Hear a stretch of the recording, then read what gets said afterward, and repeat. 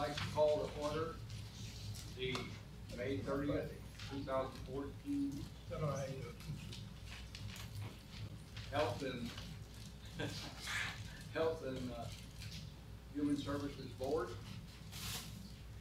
Call the meeting to order. We have some guests here that I would like to, we're always glad to have Commissioner Belcher show up, and we appreciate you being here as usual. Thank you.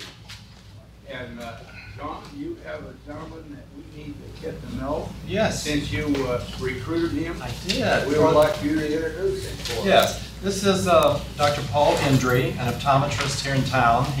I just asked him how many years. He'll be celebrating 30 years in practice next year. So he's been in Nashville quite a while. And so I look forward to you all getting to know him, and he will do a good job. Thank you. Thank you for agreeing with that. I'd like to remind you that in accordance with the State Government Ethics Act, it's the duty of every board member to avoid both conflicts of interest and appearance of conflict. I'm sure we all know what that means at this time since we've heard it so many times. So, the minutes of the April board minutes, we've had a chance to see them. Anybody have any questions, additions, or? Move approval. Move to approve the board. I'll have a minutes of the April meeting. Have a second. Second. Move and second. Any questions? All those in favor say aye. Aye. So be it. That brings us very quickly to the budget briefing by Jim Holland, and we're getting close to the last part of this year, so it's going to be interesting. We are through 11 months after this week, but what you'll see here are the financials that we have through month ending of April 30th. And as we always do, we'll look at DSS in terms of where we are. Budgeted versus actual, we're 83 1/3% through the fiscal year on as of the end of April. And you'll see graphically, if you look graphically, you'll see that we're following right where we were at this time last year, tracking about the same. And as we pointed out in previous meetings, where we're above the line that says 83 1/3% of the year, those are areas that have already been planned expenditures, such as capital, as we've talked about previously, of how that's been happening. And then in aging services by accounting unit, those are contracts that we engage in, and we pay 50% at the beginning of the year and 50% midway through the year for our contractors to be able to provide those resources to the community.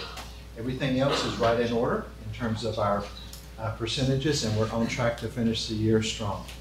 Happy to answer any questions that you might have about the DSS financials. Then we'll take a look at the public health financials. Again, about the same way that we're tracking, similarly to last year. The same reason for the above expenditures in capital, or expenditures that we'd already had planned, as we've spoken about before. And otherwise, we're right on track and on target. And again, as we've talked about within DSS, we project for the fiscal year where you anticipate to finish strong and within budget and meeting all of our obligations. Happy to answer any questions that you might have about health. Thank you. Just as a word of update about the FY15 budget process, as you've reviewed the budget that we presented to you a couple of months ago, the county manager will be presenting the FY15 budget message to the commissioners on Tuesday. And if you are so inclined, online is her budget message and the budget for FY15. Then the process will be, once that budget is presented to the commissioners, then on the 17th will be a public hearing, and then based on actions that might happen within the state legislature, the budget is anticipated to come up for approval the last week in July. That's where we are with FY15. What we have submitted has not changed much, has not changed in any significant way from what you had seen previously. Any questions about the FY15 budget process? Well, the last item on the financial part of the agenda is the health billing guide. And you may be asking yourself, didn't we just look at the health billing guide? And the answer to that is yes. We had to make a change at the beginning of the calendar year due to a change in the family planning federal procedures. We made that change. That has to, as you remember, the billing guide has to be presented to this board. This board has to take action to approve it. And then once this board action is approved, to approve it is sent to the Board of County Commissioners, and then they must take action to approve it before it's implemented. In the normal way of doing things, the billing guide is presented once yearly, and we update that at the beginning of each fiscal year. So that's what this billing guide is doing. If you've had an opportunity to look at the change document that's listed there, you'll see most of the changes are related to just, again, trying to clarify as much as possible for consumers so that they can know exactly what our billing processes are and our procedures are and how we handle those. There were no significant policy changes related to the billing guide for this fiscal year or this upcoming fiscal year. So I'm happy to answer any questions that you might have about the billing guide. And if you don't have any questions, then we do need action on this board. If no questions, I have a motion that we approve the billing guide as presented. Second. Move, second. Second. Move and second. Any questions? All those in favor say aye. Aye. So be it. Thank you very much. Thank you. Okay, take foster care. Angie? Thank you, Chairman. First of all, I would like to introduce you to our esteemed panel. Most of you know Tammy Shook. She is now the foster care program administrator, and I have to say on her behalf, she's been there 2 months now. So she was very brave in stepping out to do this presentation. You also know our very own Jennifer Wehe on our Health and Human Services Board, but also the Executive Director with CCW&C. You have Kirsten Schaefer-Smith from Family Preservation, and she's our expert on trauma. And you have Amy Griffith from RHA, and she is our everything expert. We partner with them on a lot of things.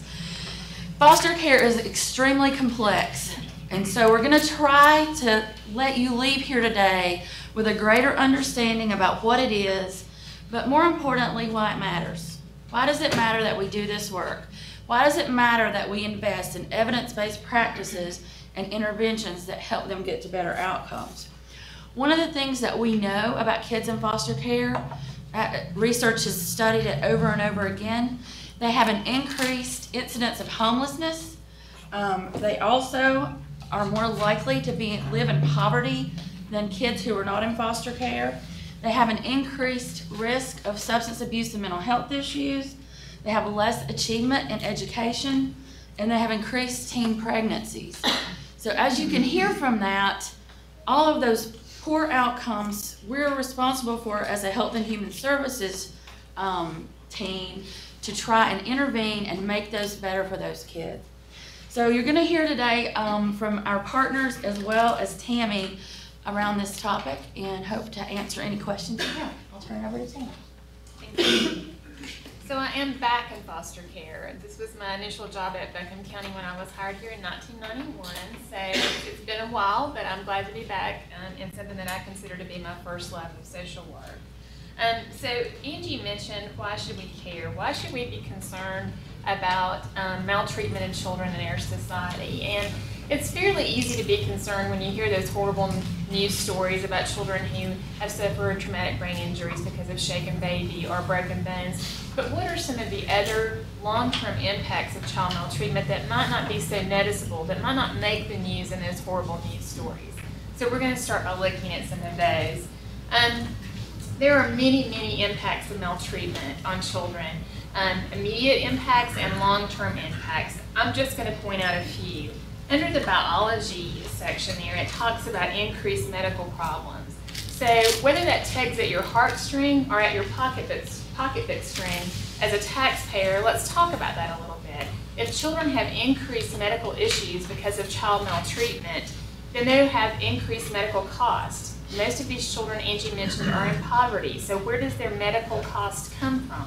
It's either Medicaid, which is a tax-supported medical provided system, or, as the hospital can tell you, it's people who come in and receive services and they can't pay for them. So who ultimately pays for that? The folks who have other health insurance and their health insurance costs go up. Cognition, and we have school representation in this meeting, and you know, Suzanne can tell you they really struggle with this in the school system. Children who are maltreated have problems focusing, have problems staying on task, have problems problem solving. So again, when you think about this from a financial standpoint, or from your own perspective as a parent that your child may be in the public school system, if there are children in the classroom who can't learn, that impacts my child who's in that classroom. It impacts longitudinal outcomes. Are there dropouts? They can't get the education they need. They can't get the secondary education they need. They can't be productive members of society, and that's important longitudinally. So that's why we care about child maltreatment. And last, under the behavioral control piece, you know, they struggle with some of their behaviors. And that impacts us long-term in law enforcement calls and costs to jail and prison. So all of these reasons are reasons why we should be concerned about maltreatment of children, whether that hits you in your heart or hits you in your pocketbook as a taxpayer. What are we doing as a system to really impact this? Well, I've been doing this for a long time. And what I can tell you is that we're trying really, really hard to focus what we do to match the needs of what we're seeing. And one of the things that we're really focused on, and you've heard about when Katie and I presented a few months ago, we talked about trauma to children, trauma that parents have experienced, and how that impacts their ability to work with us and get what they need. So we're really focusing our practice on addressing the impact of trauma to children and their parents. And I also want to touch on evidence-based practices. We really want to have practices that we're putting forward that are based on the best outcomes. In other words, we don't want to be providing services that aren't getting the outcomes that we need, and the panel's going to speak to that in just a few minutes. So what are those practices that get better outcomes? In the old days, I like to say, in the bygone days when I was first in foster care, and most recently as a family in-home program manager, when we had a child or a family that came to us and came to our attention for maltreatment, we kind of did the pigeonhole, everybody does the same thing. Everybody gets referred to parenting classes. Everyone gets referred to counseling. But we really weren't seeing that those services positively impacted safety for children. What we're finding is if we're being more targeted, and you're going to hear more about this with trauma screenings and identifying what type of treatment children need to be and getting them in the right treatment, we're impacting that family more positively. And our assessment center, doing functional assessments that mean something to that individual and recommend the type of services that they need. So we're trying to get away from those pigeonhole, cookie cutter, cardboard type services and really tailoring services that are evidence-based that actually provide positive impact to the children and families that we're serving. These are just some of our partners, and we are so blessed and fortunate in Buckingham County. We talk about this a lot at this board, that we have great partnerships, and we could not, as child welfare workers and foster care workers, we could not do the job that we do without the support and the partnerships that we have. And this is just some of the folks that do that. I don't know what I'm doing to make that go off. I'm trying to stand still. Okay, and you're going to hear some more from our partners in just a bit. So what is permanency planning? And I'm going to actually read this slide. I don't normally do that, but this, you really need to hear this. Permanency planning is a social work practice philosophy that promotes a permanent living situation for every child entering the foster care system with an adult with whom the child has a continuous reciprocal relationship and within a minimum amount of time. So when you hear permanency planning, that's what it means. We want kids who enter the foster care system to ultimately have a long-term committed relationship with an adult ongoing that's going to take care of them.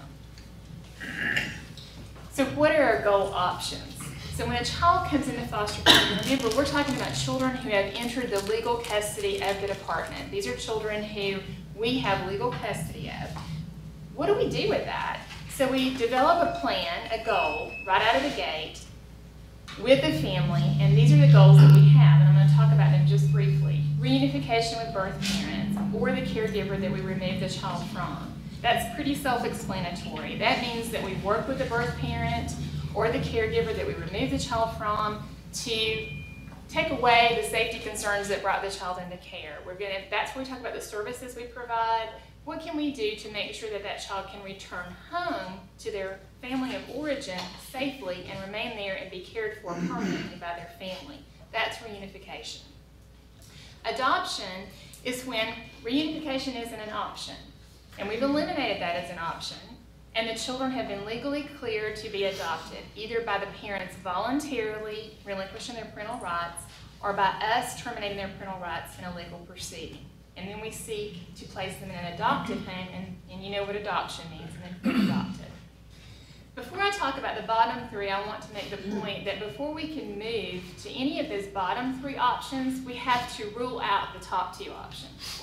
Because we want children to have the most permanent living arrangement we can, and those two are the most permanent living arrangements they can have, returning to their family or being adopted. But sometimes that's not the best option for children, and we have to go through a process to say that.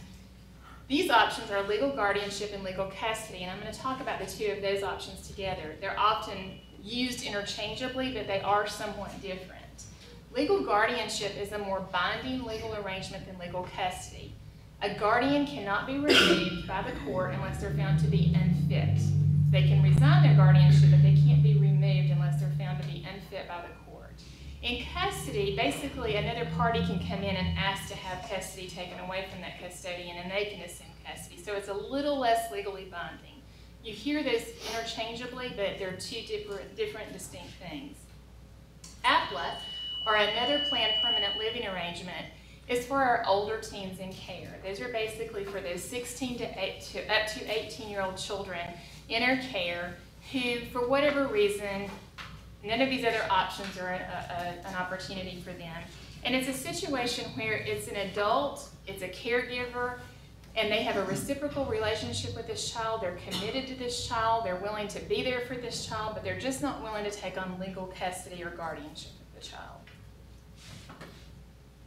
So those are our plan options when we take a child into care. I'm going to go over some data. This is just going to look back from 2009 to current fiscal year 14, and you'll see these are exits and entries of children in foster care. The thing that I would bring to your attention is that last fiscal year we had a pretty significant increase in the number of children entering foster care. Taking you back to when Katie and I presented to you earlier this year, we talked about that there had been some changes and some guidance from the state around kinship care and leaving children in kinship care for too long and really kind of creating a second foster care system, and that wasn't really okay by the feds or the state, and that we really should be taking custody of those children and sanctioning through the court system their placement with that kin or relative person. And I think that is probably what contributed to the number going up fairly significantly last year. What are the ages of the children in foster care? Again, looking back from 2009 to current fiscal year, you can see the breakdown there. What I would call your attention to, and what is really stark to me, is that we have seen almost a 25% increase in children ages 0 to 2 coming into foster care. That's pretty significant. And we've talked a little bit about what does that mean or what does that indicate. You will remember that we have our Under 6 program that reaches out to families in the community who have children under 6, that even if it's a screened out report, we're responding to those families and at least offering services. And we certainly hope that we can see this trend reverse itself. What are the placement types of children in care? You can see there the different breakout of placement types, but what I would draw your attention to is just to kind of explain this. When you look at all of these numbers, what it really boils down to, that out of all of the children in foster care, only 59 children are not in family home settings. And that's key, and I'm very proud of that. Foster homes are family home setting. Therapeutic foster homes are family home settings. Relative non-licensed, that means relatives who the court has sanctioned placement in their home, but for whatever reason they're not licensed as foster homes, family home setting. Trial home placement is actually children who have returned home on a trial basis with their parent to see if it's going to be able to be maintained. So out of all of those children, 59 are not in a family home placement. You'll notice that some are on the run. We're not happy about that, but that does happen. And then you notice the biggest number in that group 40, it says group home. And let me talk a little bit about what that means. Going back to that impact of trauma, impact of child maltreatment, a lot of the children that we have in care have significant mental health issues. And so those children sometimes cannot be maintained in a normal family setting. And some of those children are in what's called level 3 group care, which is a higher level of care than a foster home. And some of them are actually in PRTS or psychiatric residential treatment facilities. And so they're getting a much higher level of care due to their mental health issues. What are the permanent plans of the children exiting care? And so this just shows you, going back to those goals that I mentioned originally, this shows you how they exited our care. Emancipation, let me talk about that one briefly. That's that top number. What that means is for children who aged out of the system, you hear a lot about kids who age out of the system. They turn 18 while still in the care of the department. That's what that emancipation refers to. And those are the children who were probably under an APLA plan, meaning they didn't have another plan that was appropriate, and they stayed in their care until they turned 18. What is the current year's permanent plans for children? So when children come into care, we have to develop a plan, a goal for that family right away.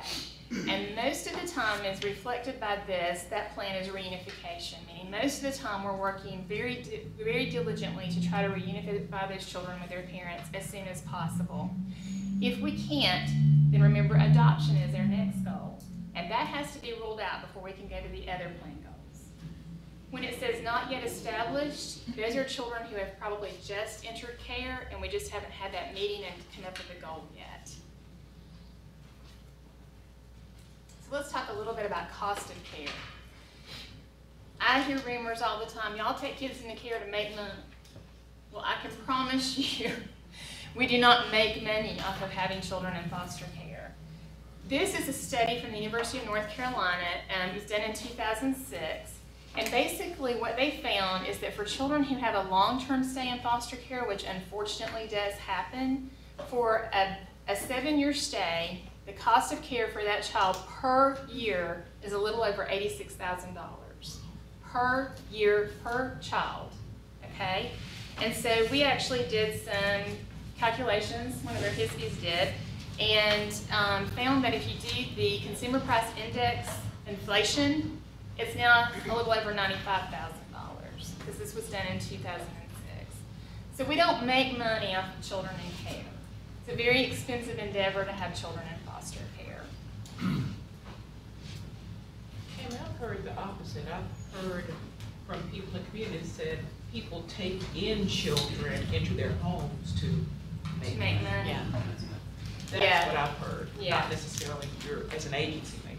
Yeah, Sharon, I've heard that too, and you know, what I would say to that is they're paid what I call a stipend, and it's based on the age of the child, and if you've raised children, which I have, I can promise you that they're very expensive, as you know, and so what we pay them to help care for those children certainly does not cover all of the costs of their care. Do I think, you know, I wish that I could say every single foster parent in America, in the world, does it for all of the right reasons. I can't say that. And so when people say, well, I heard about this situation or that situation, it's probably true, it could be true, but I can tell you for the foster parents who are in this for the right reasons, they are certainly not doing it to make money. Other questions before I show you a video? I need to preface the video by saying it's fairly emotional. So I wanted, Angie actually found the video and shared it with me, but we wanted you to see the reality. I've talked a lot about statistics and numbers and what we do and plans we set, but that's not the impact of foster care. But we do think this video kind of illustrates, it's 13 minutes long, but I do want to give that little bit of a warning before we start it.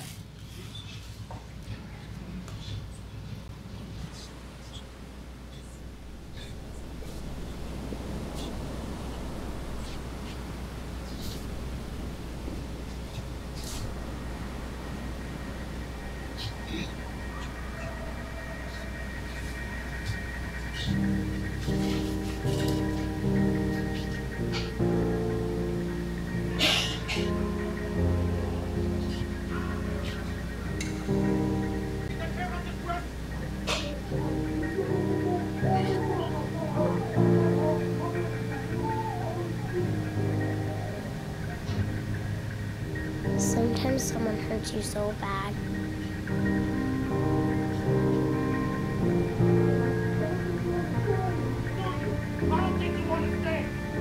It stops hurting at all.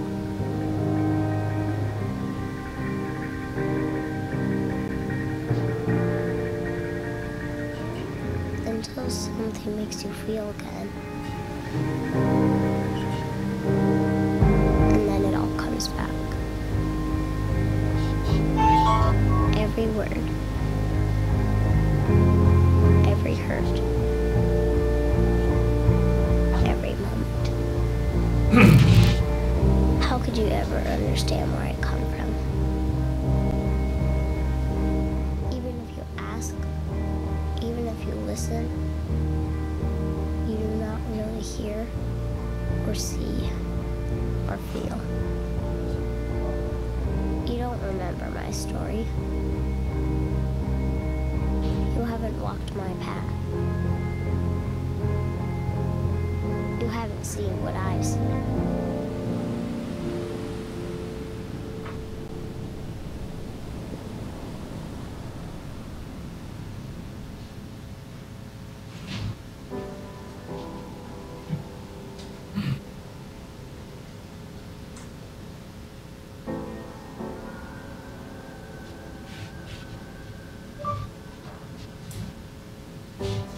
My past defines me. This is who I am.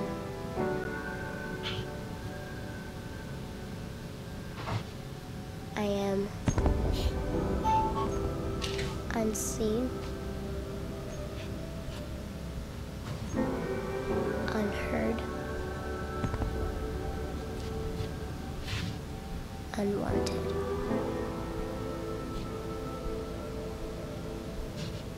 That is what I am, if even I am anything.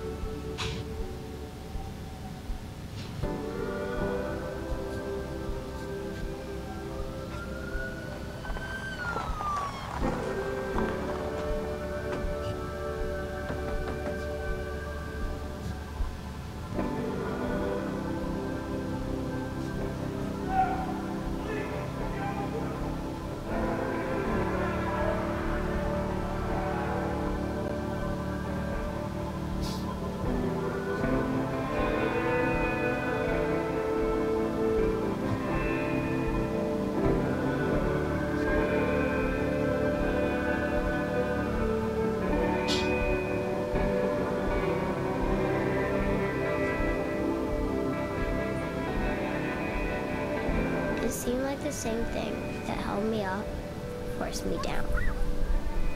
And the world turned upside down, and order disappeared.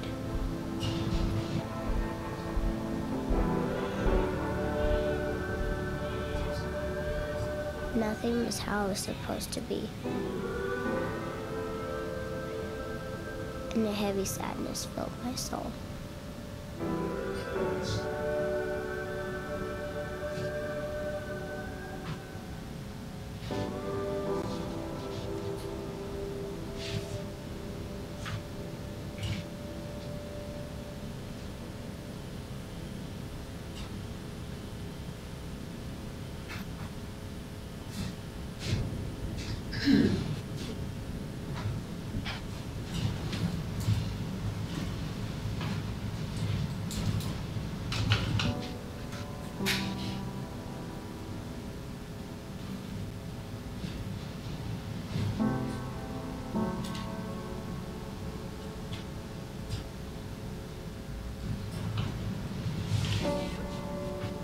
Deeper and deeper I fell within myself.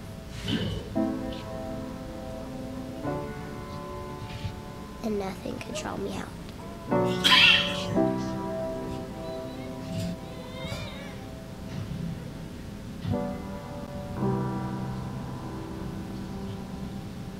Trapped in the misery of my life. Lost in the sorrow of my soul.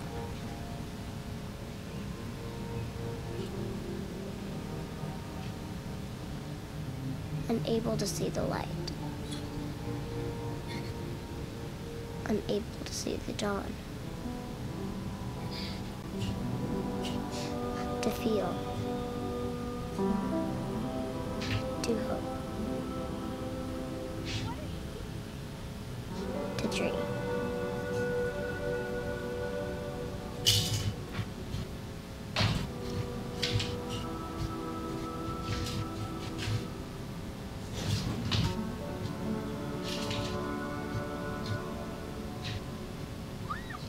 And I found the darkest days of my life kept coming.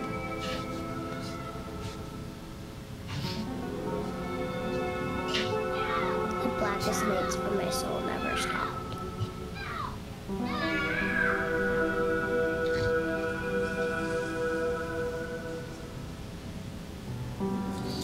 It seemed like it was always nighttime and nightmares, and never morning. And maybe you wonder why, but mostly you try not to think about it, and try to get by, and try to survive. And all the other stuff seems so much like nothing, compared to just wanting the most important things back again. Like wishing you could see your mama smile again, and hear her sing that one favorite song that always calmed you down when things were all messed up. Or if you couldn't have her back, at least get to take care of your baby brother. Because you know he needs you. He's gonna be so scared all alone. And who's gonna hold his hand and whisper it'll be all right to him? And who will whisper it to me?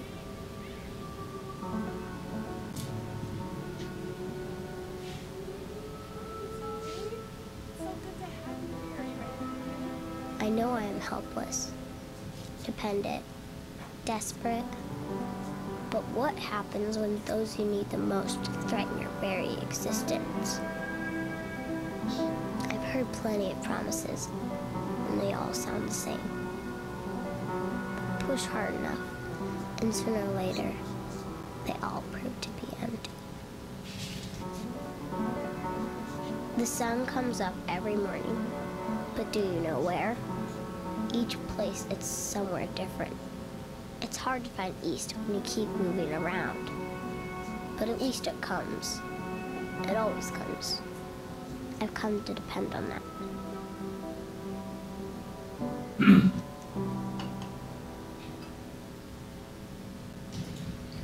And slowly seasons changed around me. And it seemed this time that maybe the world would not be pulled out from under me again. Feet safe, roots starting to grow, little buds of hope forming, slowly attempting to trust this new life. Run over it. Let me show you what I got for you. Show you again.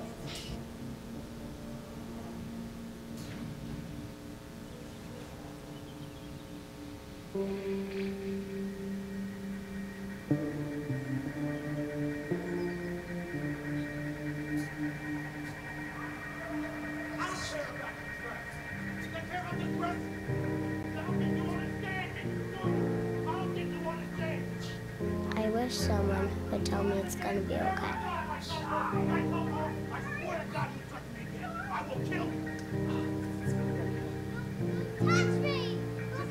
That one day, maybe, I feel normal. That I won't always be alone.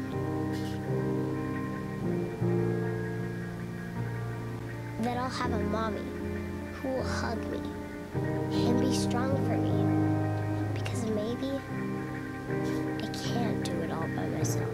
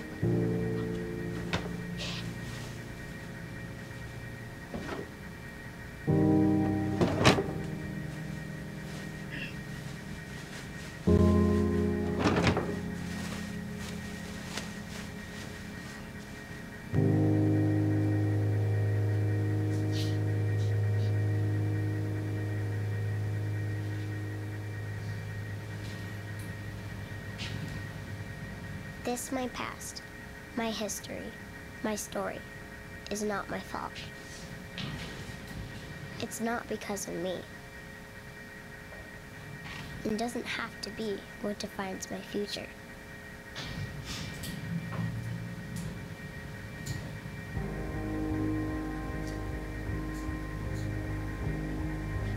I am lovable.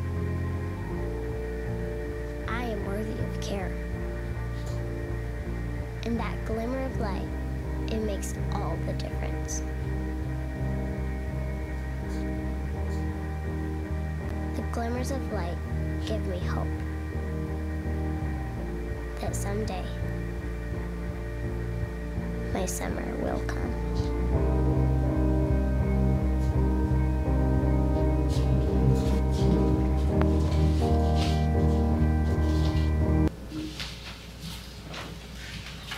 Wow.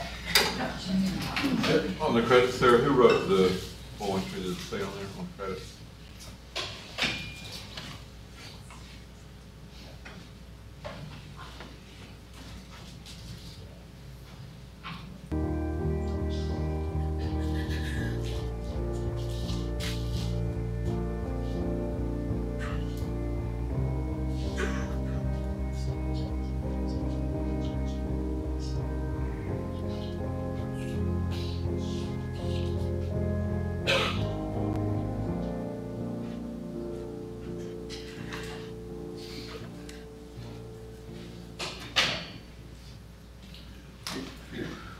So, if I can trust my voice, this is why we do the work. It's why you're here. And it's why all of you are here. It matters. It matters. Krista, where do I? Oh.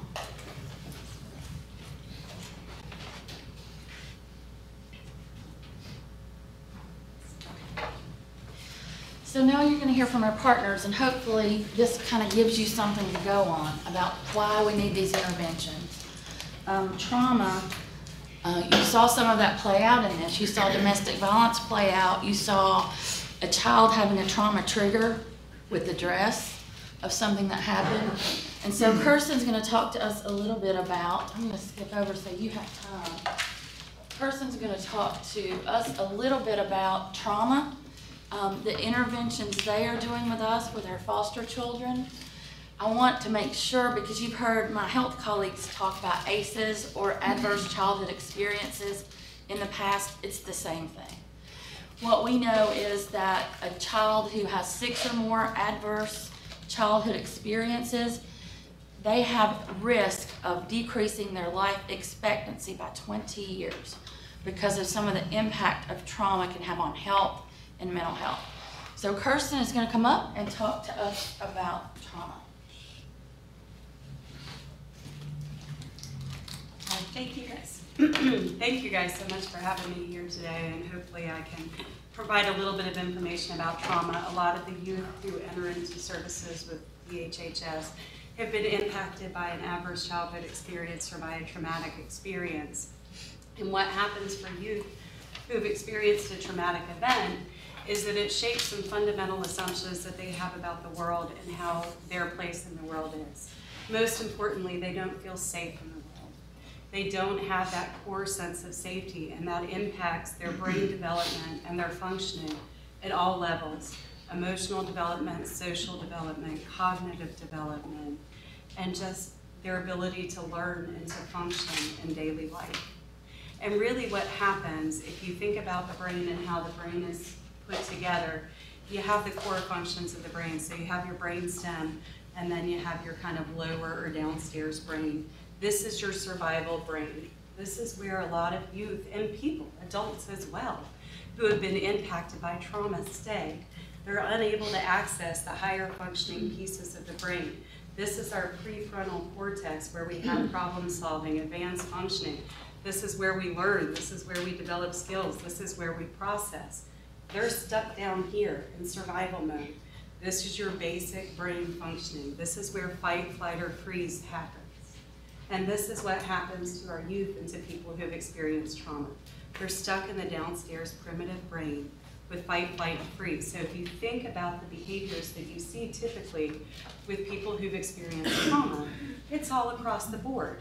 The fight kind of response speaks to the anger, the aggression, the disruptive behaviors, because they're fighting, they're trying to survive. They can't reach up here to make more sense of that. They don't understand it, they can't reach it. There's a barrier there, they can't get through it.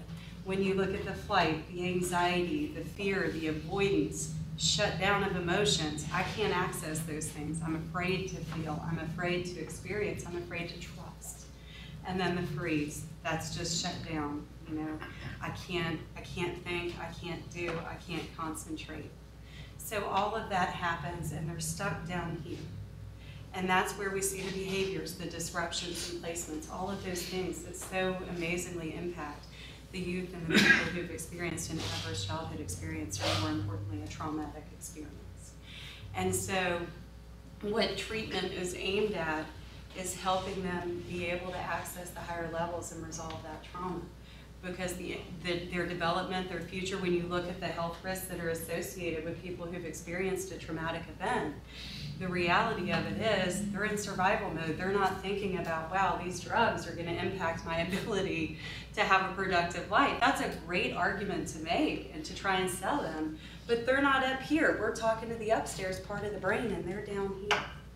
That's why school interventions, different things, aren't always successful, because we have to calm the downstairs brain. We have to create the sense of safety for them so that they can start to access the higher functioning pieces of their brain. And so with the trauma-specific interventions that we're doing and that we're able to provide, it is working on calming the downstairs brain and giving them tools. TFCBT is the one that I'll really highlight today. That's trauma-focused cognitive behavioral therapy.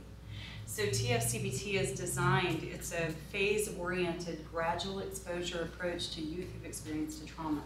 So what happens a lot of times in treatment? Well, this happened and here's why it's not bad, and you can move forward, and here's some things that you can try and some new behaviors you can try. We're talking to the upstairs brain and we haven't touched the downstairs brain. That's where we start. So with TFCBT, it begins with a gradual exposure approach. And so the foundation and the first things that happen for youth who go through this treatment is that they're getting relaxation and coping skills. They're learning how to identify where they are emotionally, how intense that emotion is, and what tools they can use to bring that emotional intensity down. So they're really getting the foundation skills of the downstairs brain. But the most important thing is also recognizing what part of the brain they're in. You know, if I'm talking to the upstairs brain and they're in the downstairs brain, we're a mismatch. We're not going to connect. We're not going to make that happen. So them really recognizing where they are, what they're reacting to, where their intensity is, and how to use those foundation skills to make that happen. As you move forward through treatment within TFCBT, they're then able to use these skills to soothe the downstairs brain so that then they can begin to do the work on the trauma. To really process what happened to them, the meaning of what happened to them, and to recreate messages. I'm a worthy person instead of I don't deserve anything. Or, you know, it's great to tell a kid it's not all your fault, but if they don't have the skills and if they're in their downstairs brain, they can't understand why. And so the beauty of TFCBT and what it's able to do is that it really moves people through it, helps address the downstairs brain, and then brings in that reprocessing of what happened to them to create new messages for hope and acceptance and meaning of what happened in a way that they can move forward within that. TFCBT is, you know, evidence-based, is 80% effective for youth who've experienced a trauma. The higher the fidelity of the clinician who's providing TFCBT, the higher the rates. The North Carolina Children's Treatment Program here in North Carolina is training clinicians in a very regimented thing. We've had a number of clinicians at Family Preservation go through it, and they're reporting rates as high as 90% effectiveness. The beauty with TFCBT is it's not just addressing the trauma. It's also addressing all the other behaviors that go with the trauma. So there are amazing rates in reduction in PTSD and trauma-related symptoms, but it also helps impact depression, pro-social behaviors, the parenting or caregiver experience, because that happens. The parent or a caregiver is involved throughout the course of TFCBT, and the reality is that they have impact and they have emotions related to the traumatic event as well, and so it works on the parenting skills, the parent responses to the trauma, and how the parent is responding to the youth. And so that is one of the things that's really, really important within TFCBT and how it works. The other pieces that it can impact is, sexualized behaviors for youth who've experienced the sexual trauma, the disruptive behaviors, improvements in guilt and shame, and the maladaptive thought patterns that go along with the trauma. And so when done with Fidelity, the results are just amazing. It's funny, I had a clinician who went through, I think it was in 2010 when we went through the first year through the Learning Collaborative, and she just couldn't even believe it, because it's very regimented. You take people through when you're trained, you're coached through the whole thing. And she just said by the time that they got to the end of the model and they were doing the trauma processing, the kid was able to do it. That had started in the beginning of when it happened. And so it's really the beauty of taking people through, teaching the skills for the downstairs brain, creating the safety, creating the coping, so that then we can talk to the upstairs brain and really help that higher level of processing and learning. So recovery is possible, and that brain shift is amazing to see. Any questions for Kirsten? This is a new partnership for us. We started this fiscal year. They're right across the street with our RHA partners, so it's very easy for families to get over there. One thing I wanted to mention is this is very focused on the child, but when the child is doing their trauma narrative, the parent also does one. And so it's a really, there's some really great stories out there. Candace, did you have a question there? Yes. So, TFCBT, trauma something therapy. Trauma-focused cognitive behavioral therapy. And this is, tell me that it's family preservation? I was trying to get Family preservation services is our agency. When you refer to Fidelity, you're referring to the techniques. So. Yes, Fidelity to the model at TFCBT. There's, everyone does things differently, but if you're really following the model, the way that it's supposed to be implemented is where you're seeing 80 and 90% effectiveness rates. And one reason we directly partnered with them or are contracting with them is because of the way North Carolina trains the model. There's only so many across the state, so a lot of our kids were unable to get in a timely way to have an assessment about what their needs were, and were unable to get in for that treatment. So we wanted our kids to have immediate access, which is why we entered this partnership, because we'd seen such great outcomes for the children that had it. Is there a central resource where you could find a list of the TFBCT accredited, the rostered? Yeah, so for North Carolina, the North Carolina Children's Treatment Program, and they do have a website. They are the ones who are rostering people per their standards within the state of North Carolina, and they have it broken out by county on their website. The developers of the model of TFCBT are also working on a national certification, and that is not in existence yet. So the only people who you can identify as truly having gone through kind of the gold standard training is within the North Carolina Children's Treatment Program. We can get that link to you, Stephanie. Thank you. Yes. I have a question now. I mean, I know Kristen, we've met, we work in coordination with Asheville City Schools, but there's such a need that I just want to know how that can be filtered into the school. I'm just thinking of all the kids that I feel chronic, that I don't know. It's a phase-oriented process, and we're going through our national accreditation for trauma-informed care as an agency, and so our clinicians are all being trained in a trauma-informed approach. Right. We're sending as many people as we can each year to be, rostered within TFCBT, but that's something that we can talk about specific to the schools and with the clinicians in the school to make sure that that's absolutely. Other questions? Yes. Approximately how many are you able to treat right now currently, and then what is the anticipated number?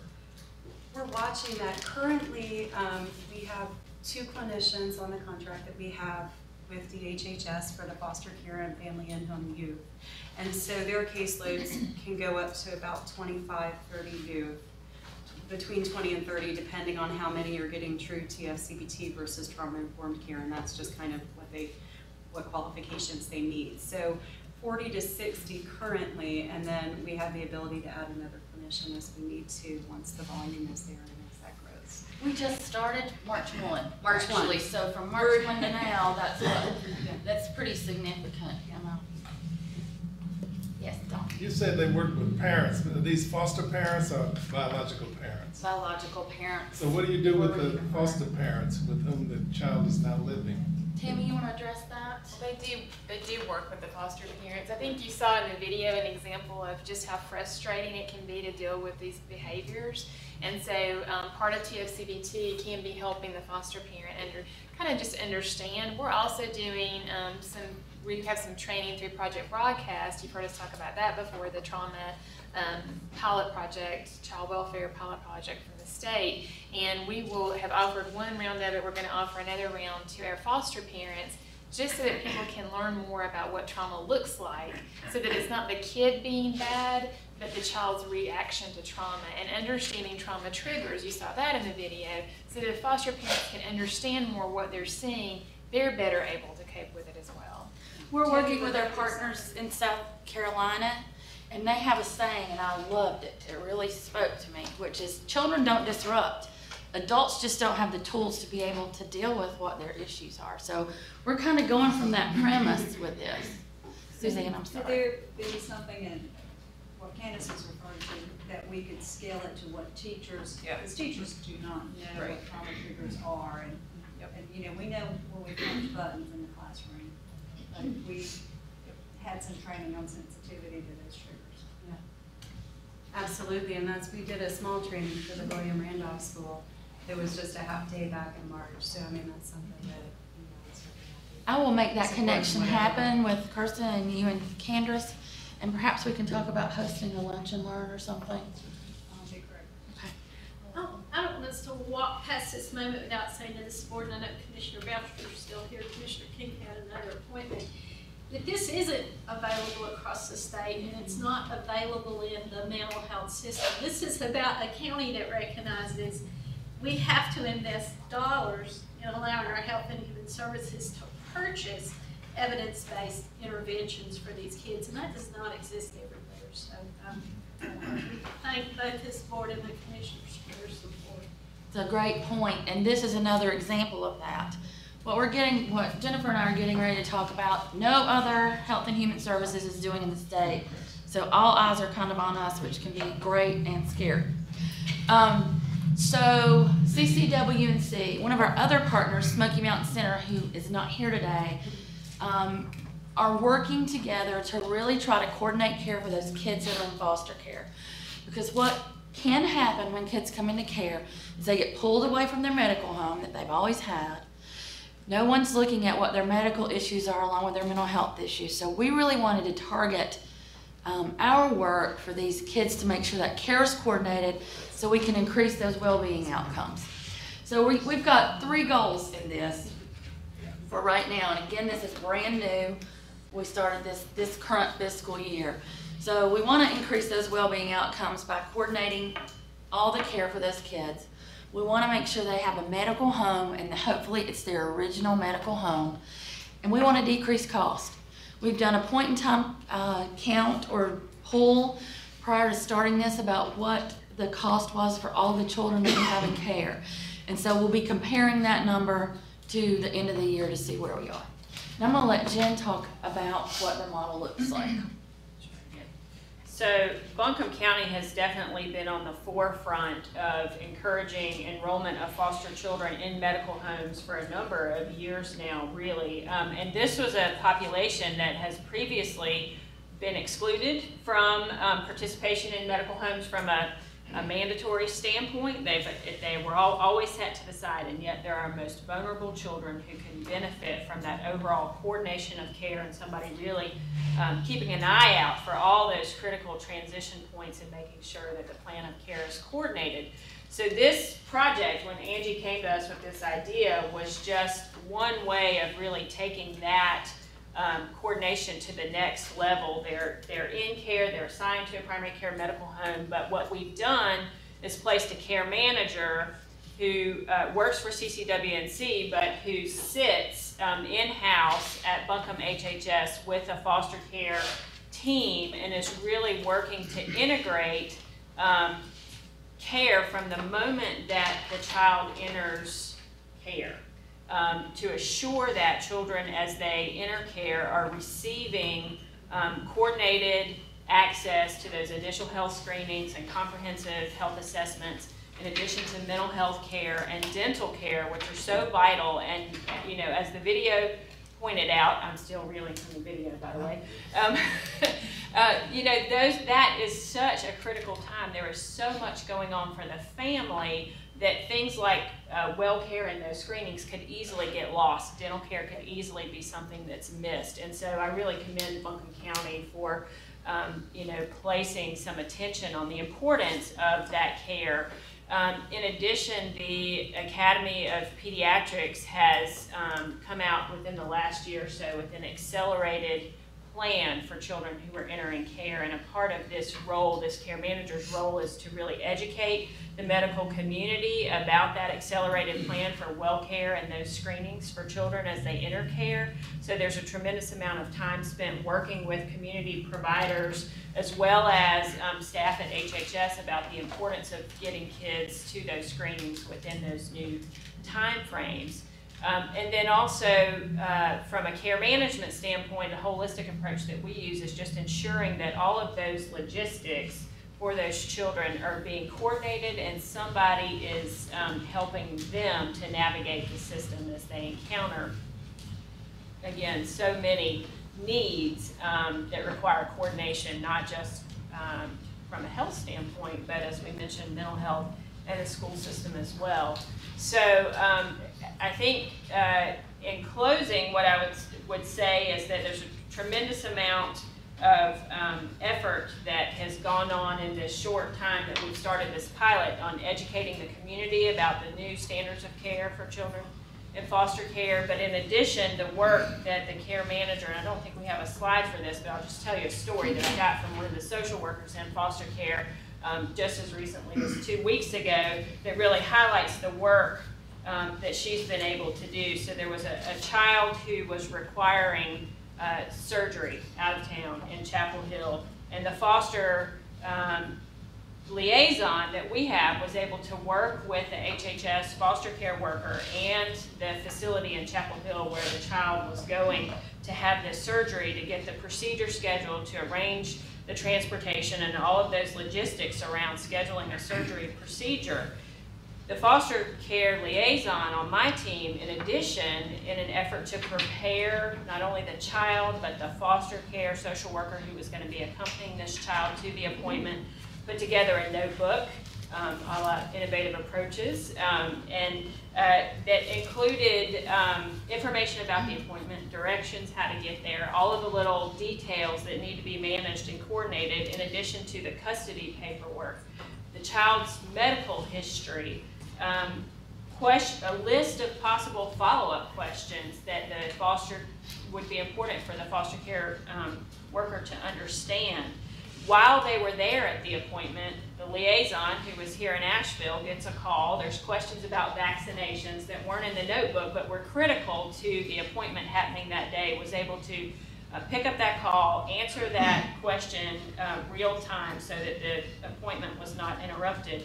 But in addition, in a step to go above and beyond, knowing that this was a situation that was incredibly stressful for not only the child, but the foster care worker who was accompanying this appointment, put together a bag of healthy snacks, because you know inevitably there were delays when they reached the facility where the surgery was being scheduled. Games for the child as they traveled from here to Chapel Hill. So really taking care of all those details that can be so important and are often overlooked. And overall, the social worker was just trying to communicate to me what a difference this position has made in helping assure that all of those logistics are managed for this population. So, any questions? Yes? You mentioned dental care can be overlooked. I'm just curious about what visual evaluation there was. Frequently, it's just looking at a wall chart. which is not very relevant to children who have to perform at reading distance with various conditions that will not be picked up with a wall chart. So what kind of visual evaluation do these children have? So that's a great question. I'm not sure I have the full answer for you, but I will certainly find that out. Part of the well care visit for children includes that wall examination, and unless there are other issues identified at the point of that visit, I'm not sure that there is an additional requirement for further visual examination beyond that wall chart. Yeah, I just, but I'll certainly look into that to see what the guidelines say about that. well, regardless of the guidelines, Right. you know, this means they can drive a car to see 20 feet away at a wall chart, but you have to perform here, so I just throw that in the mix of important issues which can affect behavior. If you're not seeing properly or it's stressful to read, it can affect behavior. I'll be honest, that is not one of the things when we think about well-being and we talk to the federal government about, that's not one that's mentioned that often, but it's critical. So we'll definitely look into that and have some conversation. Any other questions for Jennifer? All right, last but not least, Tammy talked about reunification, and that's always the first thing we want to do if we possibly can. In order to do that, we have to have strong parents. In order to know what they need related to safety, we have to have strong partners that can help us identify that. So I will not steal any. They put me last because I can't stop talking, so that's good. I have a time limit. My name is Amy Griffith, and I work for RHA, and I'm happy to be a participant in many of the partnerships we have with Buncombe County and specifically with HHS. We do some really exciting things with the county that we're going to dovetail here a little bit. I'm going to highlight some of the services we have for adults. Some of them we're going to hear more about this group next month with Dr. Rich Munger, so I'll notify you why I'm skipping over some of that. But I want to just say that, you know, we know that kids have a right to be safe. That's a given. If I was the sequel to the movie that we just watched, which was really powerful, would show the kid over in Kirsten's shop and would show the parents, hopefully in our shop, getting better, at least one of the parents, so that they can reunify with that child. And that's really kind of where we're coming in. Oh good, it's there. So just to highlight some of the programs that we're offering now in partnership with the county that interface with the parents of children in foster care services. We do have the assessment center across the street in Heath Schuler's old office. That's the program we're going to hear a lot more about next month when Dr. Munger gives his presentation. So I just want to give you a little overview there. The key is that these parents, let me say two things about the parents. They all score almost across the board at least 6 or 7 on the ACEs. Okay, so the parents of these children are reliving and re-experiencing some of the trauma that they went through as children. And we also know that kids tend to do better over the long term if they can be reunified with at least one biological parent. So that's really our mission. Also, these parents are really difficult to engage. Because of those traumatic histories, they often are dually diagnosed with mental health issues, substance abuse issues in varying degrees. They're not really good at showing up for appointments, part of probably why they're not good at managing their household. So one of the keys is this open access scheduling. Not only are we doing really tailored, comprehensive clinical assessments for these parents and trying to link them with the service that they're not only needing at the time, but also most likely to engage successfully with. The social workers in HHS, no matter what department they're in, can refer anybody. At RHA, we really practice this no wrong door kind of philosophy, and it's so exciting to have this assessment center project because it's a perfect excuse to say, bring one, bring all. The judge can send them down. We don't really know what's coming through the door, but we have somebody on staff all the time ready to receive them, make a plan, and even if we don't provide the service, get them linked with wherever they need that service. So it kind of gets to be like a puzzle sometimes with some of these parents. Some we see 3 times in a year, so there's some familiarity there. We're also able, outside of that assessment and linkage service, we're able to offer a lot of groups, and these are open access psychoeducational kind of groups along the lines of the new buzzword of motivational enhancement. We're trying to motivate parents to want to engage in the level of services that are going to best meet their needs. And so I have a handout with some of the groups that we're offering right now that if you're interested. And that's just a walk-in kind of thing. Social workers can also volunteer them to come to these groups if they want. And the idea is that they'll engage in these groups prior to engaging with the real full therapeutic array, sometimes simultaneously, depending on how much services they're receiving, or upon completion, they'll have some support there. So some of the other programs, since we'll talk more about the assessment center next month, I just want to highlight our involvement in the drug treatment courts. We've got 3 specialized drug treatment courts. The state cut all the funding for drug treatment courts 2 years ago. Does everybody remember that? Statewide, they got cut. Buncombe County made the bold decision to adopt the 2 existing specialty treatment courts, adult felony post-plea conviction drug treatment court and SOAR family drug treatment court. Family drug treatment court only takes referrals from HHS, from child protection. They have to have a case open with child protection in order to be admitted into SOAR court, and it's administrated by Judge Patricia Young, district court judge. The other one is adult drug treatment court. We have a lot of referrals from that, a lot of parents in that program that also have open cases. We do have a new DWI treatment court that's grant funded. That's the county's helping us to administrate, and we're seeing, I know we'll see some parents in that program as well. But it's a real structured, legal kind of therapeutic court process that also accesses all the community resources they need as well, with the hope for sustained recovery and all the good things that happen with that. And I want to highlight our jail diversion program. This is a partnership we've had with the county for a long time. We've got some reentry services for sort of regular people with some mental health substance abuse need that end up in the jail, but we have a really cool specialized program. It's an alternative to a mental health court, where we are targeting adults with severe and persistent mental illness who end up in the criminal justice system, secondary to untreated mental health symptoms. I can talk for hours about this program, so I'll make sure you know how to get a hold of me. Wait, oh, she's flashing me. But we have, I just want to say, this was so funny. It's great having Kirsten here because just yesterday I'm training a new jail diversion case manager. So we were at our twice-a-month jail diversion meeting over at pretrial, which is a whole group of really chronically mentally ill adults, which is really fun. Sometimes we give them coffee just for kicks. But there was a parent there who I know is in SOAR court. So our jail diversion program, she ended up in SOAR court, in jail. Our jail diversion program was able to identify her, advocate for her to get out and into treatment so she could also work her SOAR court program, her family drug treatment court program.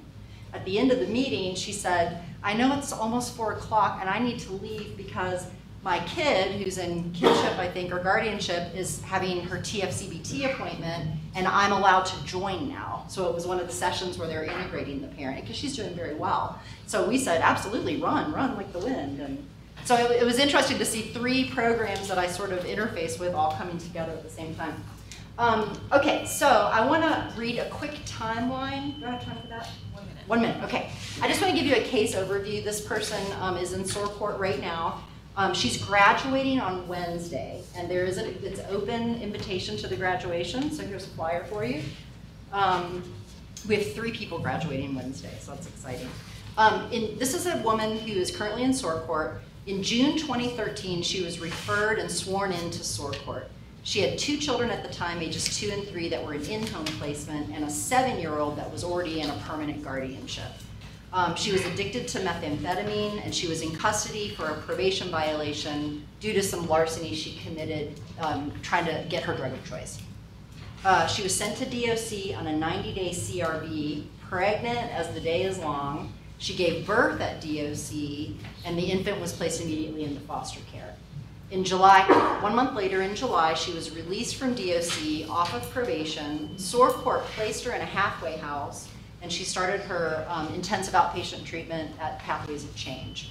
She was having 1-hour weekly supervised visits at Health and Human Services with the infant and supervised visits with the 2 older children. In September of 2013, she was allowed to return to the home with her older children, and she was, the infant continued in foster care. In November 2013, she was granted overnights and weekends with the infant in her home. In December of 2013, she was awarded trial home placement with her infant. And in March of 2014, all 3 of her cases with child protection were closed with full reunification. And in on June 4th, next week, she will be graduating from SORT Court with a clean date of April 2013. And so come see her.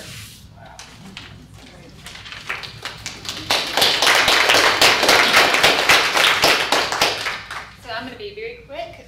Just wanted to flash up some of the recruitment campaign materials that our awesome communications team has come up with, and I love this thing, I can do that for a kid. And so this one is targeting specifically recruiting foster parents, and we want to get the message out there that you can help, you can be a part of the solution. And the last thing I'll just say is, get emotional. The last thing I want to say is I hope you leave this understanding, if nothing else, that the thought in the community that once we remove a child from danger that, everything's good. That's just the beginning of a very long, painful journey for that child and for that family. Thank you to my staff who are here, who do this every day. Thank you to this board and to our commissioners for supporting our work. And as you can tell, it's very personal for me. It's a hard job, but we love what we do.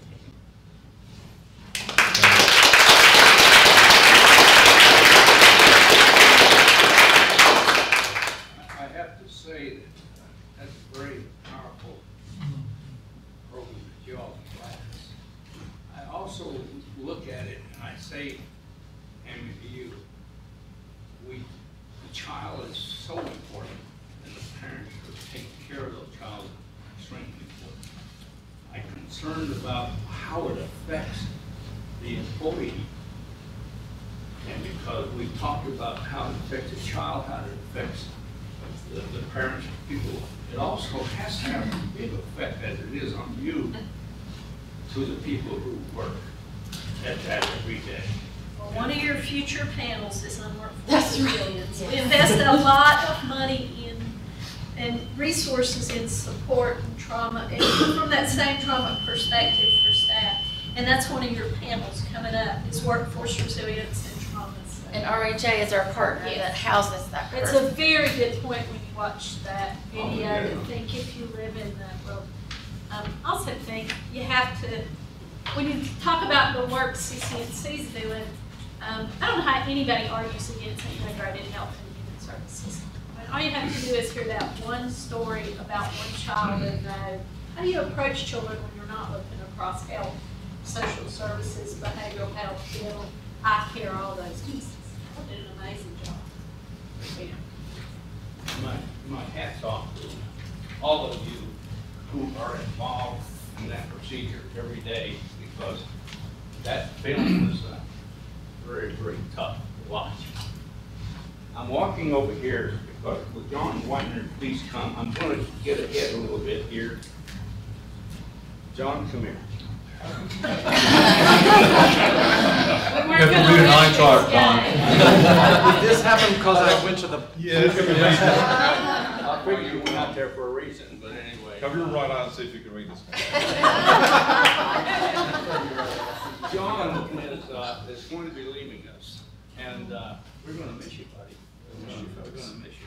He's been with us for 5 years as a member of the health board and now this board.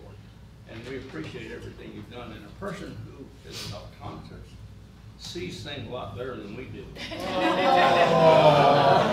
So we appreciate what you've done and the questions you've asked. You've been a very important part to the board. And I'd like to read this. The Buncombe County Health and Human Services Board expresses its sincere appreciation of Dr. John Whitner for 5 years of dedication as a member of the board, Buncombe County Board of Health and Human Services. Your contributions has improved the quality of life for all who live and work in our community and made Buncombe County a better place to live. Thank you.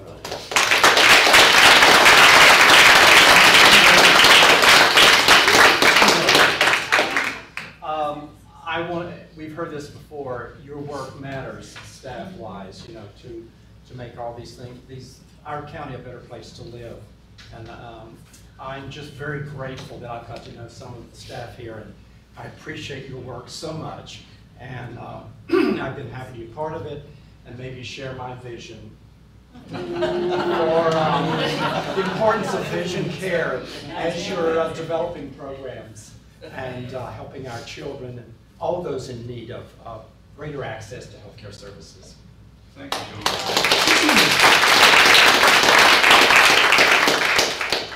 We have finished our orientation for this board, and now we're beginning to get into the various things that's happening with our advisory councils and so forth and so on. That's what we're going to be doing next. And so, Phillip. Asking them to highlight trends, any critical issue, and just tell you briefly what they're doing in their advisory committees, because remember, all four of those advisory committees operate under the leadership of this board. Thank you all so much. Thank you very much. Have a good day. And one to let you know, Ben couldn't be with us today. Ben Watts, who is the chair of our advisory. Ben used to be a member of the PSS board for years. Just a couple quick notes. We're kind of, as Mandy said, in transition with our advisory committees also. We've done a lot of informational sharing with the advisory committees, and we're now trying to move into really talk about barriers and issues that across the county that we can bring solutions to this board to in the future. And that's really, we started that this month. Was our first stab at that. So just a couple of things. The one thing that we did tackle this month was around housing barriers, affordable housing and barriers to housing in general. As you can imagine, we solved all those problems in an hour and a half, I'm sure. Yeah, that's probably a subject that we could sit and talk about a week and still not solve all the issues that exist there. A couple of things that were important to me out of that discussion, we had somebody from the Housing Authority, David Nash was here, and he talked about their waiting list for housing through the Housing Authority right now. It's about 1,200 people. I found it interesting that there were 900 to 1,000 of those 1,200 people were waiting for one-bedroom apartments, which to me is quite interesting. It means that you probably 200 or so were looking for more space. The waiting list for family housing is about 6 months. They only turn over about 30 units per month. So let's think about that, a waiting list of 1,200 and only turn over 30 per month. It takes a long time.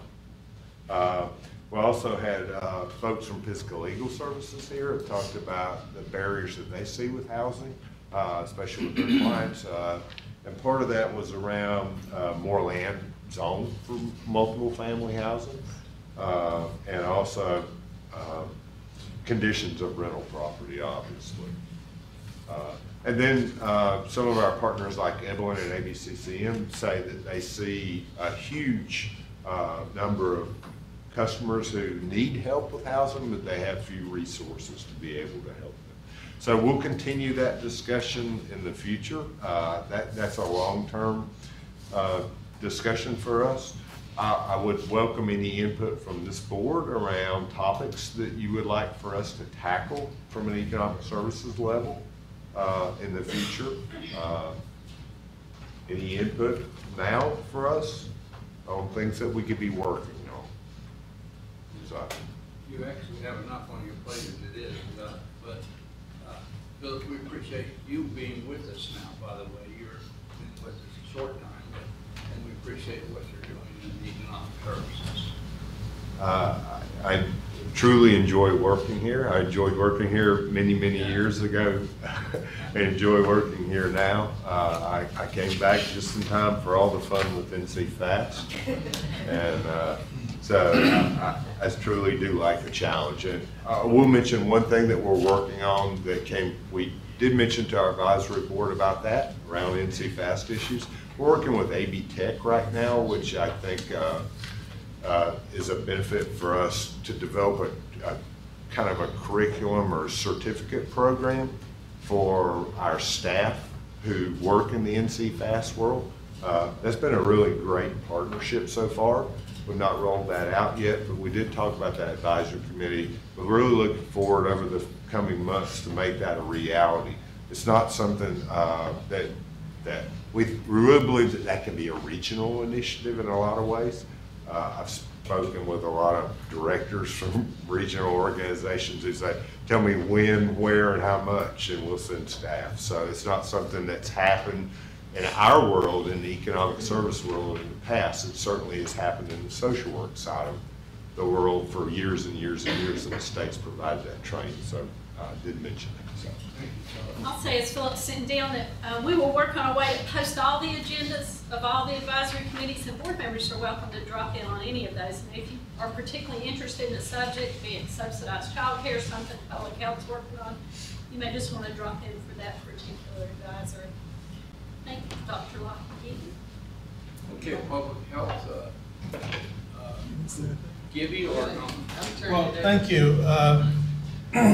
I want to say something about the presentation I just heard. I am so proud to live in Buncombe County where folks like y'all are doing this work to make this a much better place to live. That is, I mean, I sense the emotion that's there, the commitment that's there, and I see that for all of you who are sitting on both sides of the room. And just from Don, thank you for what you do every day. I am so pleased to live here among people who care like you do. So take that and buy a cup of coffee. The other day, we were in a meeting and someone pointed out that in terms of health, Buncombe County ranked number 8 out of 100. That's good. Simultaneously, if we look at the state of North Carolina in comparison to the nation, we rank 39th. 35th. 35th. So we're the best of the worst. Keep that in mind. I mean, as you do what you're doing, keep that in mind. Now, the rest of that story is, Buncombe County is a hub. So we bring people from all around us. So all of these people who are dragging the state of North Carolina down are our responsibility as well. And then we need to keep that in mind. Buncombe County is a beacon in lots of the things that we do.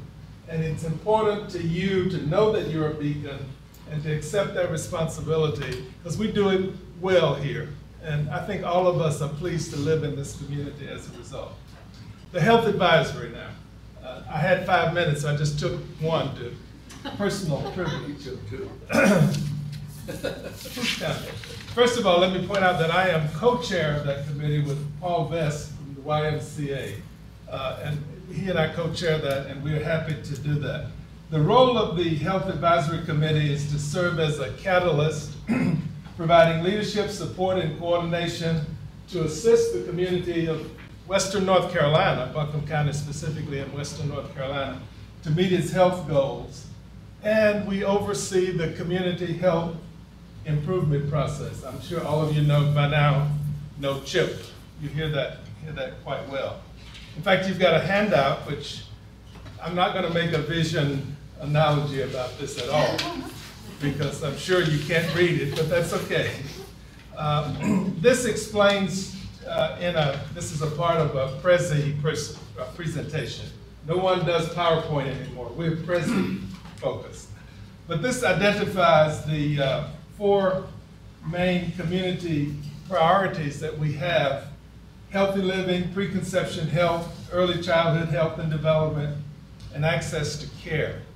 And you will notice that in each of these, we have major partners who are facilitating this work with us. For example, in healthy living, we think of Mission Hospital, the City of Asheville, the YMCA, the YWCA.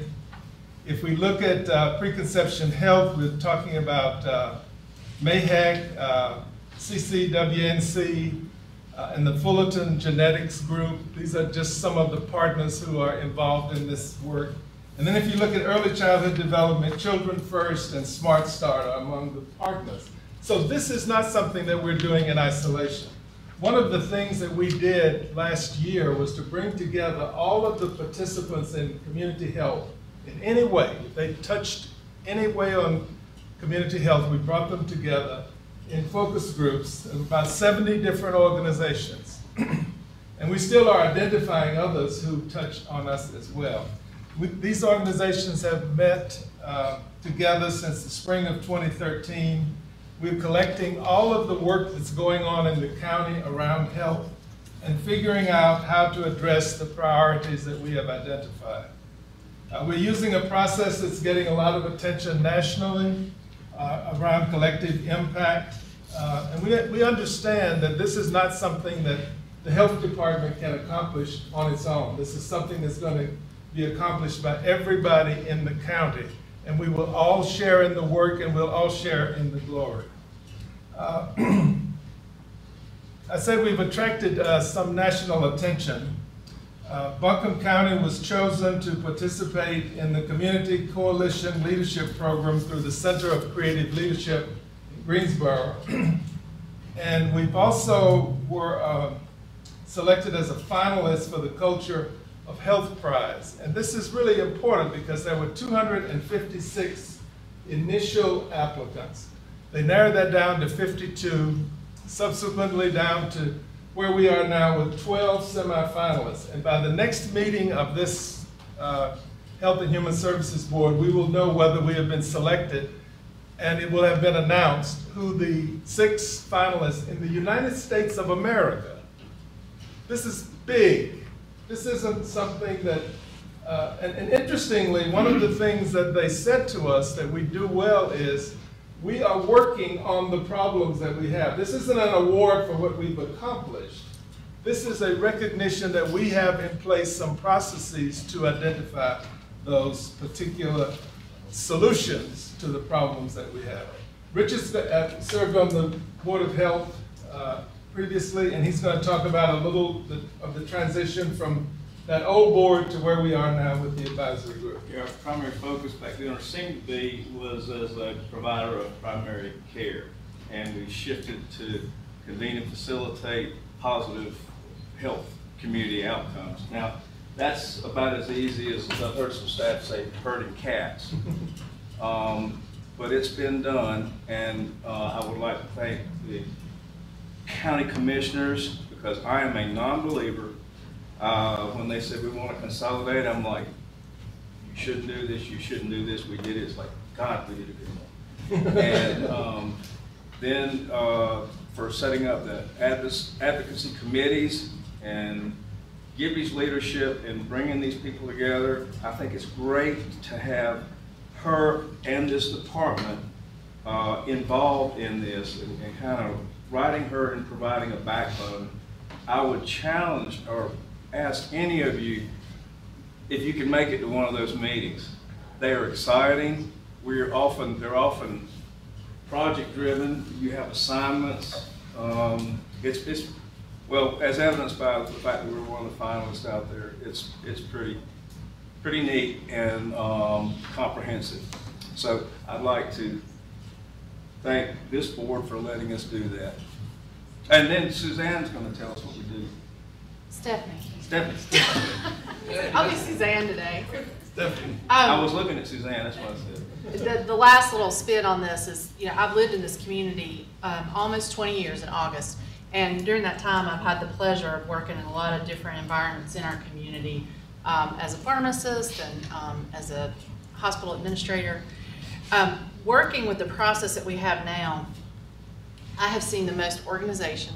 I've seen the most output and results. I've seen actual effective measurement get wrapped around this kind of work in a way that I've not seen in 20 years. And I'll be the first to tell you, there were times when I would come to the table every year, we would talk about health priorities, and it would feel like I had my feet sort of sucked down in mud, for lack of a better analogy.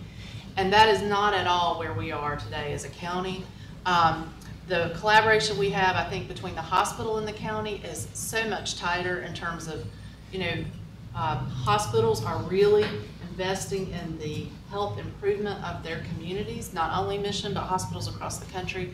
I can tell you that the partnership we've had as a hospital and a county, and as what we're looking at with our other partners with MAHEC and primary care, is getting national attention as well. So in addition to what we're seeing with Robert Wood Johnson Foundation, we are being, several of us called up, you know, every month or so, tell us what you're doing, tell us how you're doing that. So I applaud the commitment of the county, the commissioners, this board, the commitment of the people who sit around these tables every month and really stay engaged.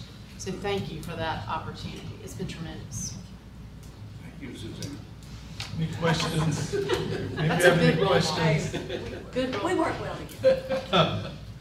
Okay, thank you. Thank you. Thank you very much. I appreciate your. Jennifer Wade's gonna do a real quick since we're. Yes, I will be brief, but isn't it good to be a resident of Buncombe County? Lots of stuff to be proud of. So in brief, the Social Work Advisory Committee has spent the year in orientation mode, learning about all of the program areas within social work services. In addition, we have spent a lot of time understanding the data and outcomes that drive the departments, and have utilized approximately 3 meetings or so to focus on and understand the reaching excellence and accountability in practice data, and also to assist that department in looking at or identifying the outcomes that would be a priority from them, from which came the recommendation that social work services do more community education around their practice model, and to date they've done 2 of those sessions with more to come. In addition, we are continuing to focus efforts around advocacy and issues that are important and impact to the families and individuals that they serve, including domestic violence, mental health, and aging issues. I think Angie's going to talk briefly about the part data. I'll highlight some data next time since we're short on time. Great. All right, that's it. Thank you. I think Frank's on his own. I'm going to say Frank's the only name that's on this. Terry is detained in Raleigh on a boat. She's a senator now, representing us, and just a great connection that was made. We had our meeting last month where instead of doing just the regular things that we do, we usually bring in groups from the community. So we invite people from all different neighborhoods, all different parts, and we try to educate them a little bit about Health and Human Services. We also try to build leadership within those communities and encourage people to do different things. And then more importantly, connect. That's the whole thing, is building these relationships and connecting and establishing a network. And so what Senator Van Dyne did last month, right before she left, is she held an open forum. And so people from the community got to directly voice, hey, this is what I'm concerned about. This is what I want you to bring to Raleigh. And so it was great because you had that direct connection, and they can see now what may or may not happen from having that direct relationship. And so this is an important committee, I think, and we are extending our meetings in terms of time because we always run very short. We're going to make them every other month in hopes of increasing attendance. So I encourage everyone to just drop in anytime. It's the 4th Wednesday of the month, and it starts at 5:30. And like I said, they're 2 hours long. So please join us. Thank you, Frank. We know I can be quick. Thanks for all the work happening in those committees, and encourage the board members to get involved in that. I think somebody mentioned, one of our panelists, our agenda next month is our investments in behavioral and mental health, and again we'll have a community and expert panel to talk about those. I wanted to tell you, because I do still value my job enough. I don't like for y'all to read things in the paper I didn't tell you. The timing of the story about the parking deck on Cox just got a little ahead of our meeting, which was not the intent. That happens. We are back to the design of an expansion. Many of you were here for the first expansion design and parking deck at Cox. And Jim will have to help me. 7th story building an expansion, 6th story parking deck. We're in design, and we will share some of that with you at upcoming meetings. But commissioners are going to talk about it Tuesday, so it sailed through the media before I had a chance to alert y'all, and I apologize for that. The only other thing we want to do quickly before you leave is for Jim to quickly introduce our new business intelligence team and kind of our continued effort to refine not only how we utilize data, but how we report it to you in dashboard format. So. We collect lots of data, and our challenge as well as our great opportunity is to be able to use that data and have it make sense for both the people that do the work, but the managers that manage the work as well. So we've created a business intelligence team that brings together expertise from the IT world and expertise from the data analytics world. And so I'd like to introduce that team to you. Michael Green is from the IT side of that and doing business intelligence and building the data cubes, which I don't know anything about, but I hear they're really nice. Those data cubes and getting that information there. And assisting him is Brian Bell, who is also coming to us from IT and helping us in building those areas as well. Two members of the three that will be here are here with us now. George Anderson is a member of that BI team. George, you may know George. Stephanie may know George. He comes to us from Mission Health, from Mission Medical Associates, and has expertise in working with dashboards and metrics of all kinds, so we're very grateful to him. And then Dr. Lee Creighton joins us. Lee's expertise is in criminal justice and public safety, and we have, as you've heard from Amy and you'll hear next month from Rich, we have a strong partnership in the public safety arena, and also to use Lee's expertise to help us in getting data and analytics from the public safety system and how that impacts health and human services as well as all of the county functions. We also have another person that will be joining us Monday, Tim Love, who comes to us from as a contractor with the federal government working with the Department of Treasury that also has a lot of experience in dashboard creation and data analytics. So a great opportunity, and we look forward to sharing more information with you, and not with just you, but with staff, but with the public as well, so that we can all be up on where we are with the programs and the policies that we're responsible for. Thank you. Thank you, Jim. Very quickly, I'm going to report on the executive committee. There is an executive committee. One of the reasons why you don't have any questions dealing with the budget is because the executive committee hears it. We're involved in questions on this particular budget. We review the budget constantly, and before it even comes over here and so forth. So that's basically what our responsibility is to stay up on all of the administrators. We discuss the new building process and everything else, ask questions about that and so forth. So our job is to look into that situation and work with the staff. I must say that all of us are finding out how important staff is. Any board, if you've ever been on any board other than this one, you'll find out the staff drives a lot of what's involved. And it's important that we make sure we're on the same wavelength and everything as a board member. And I must say that it's been a pleasure working with the people that I've had to work with throughout the years on it and dealing with health and human services. And I appreciate his blunder on Stephanie and Suzanne, because I couldn't remember what board I was at when I first started. So I appreciate the fact that somebody else messed up. So I go alphabetical. Okay. Anyway, any question, any other discussion? Because we've gone a little bit over what we normally go. Is there any public comment? No. Okay, none. Dr. Whitner, please join us anytime. Safety net is scheduled, and we need you to come through all of that too. Do I have a motion that we adjourn? Yes, sir. Yes, sir. Yes, sir. Second. All those in favor? Aye. I've got to push your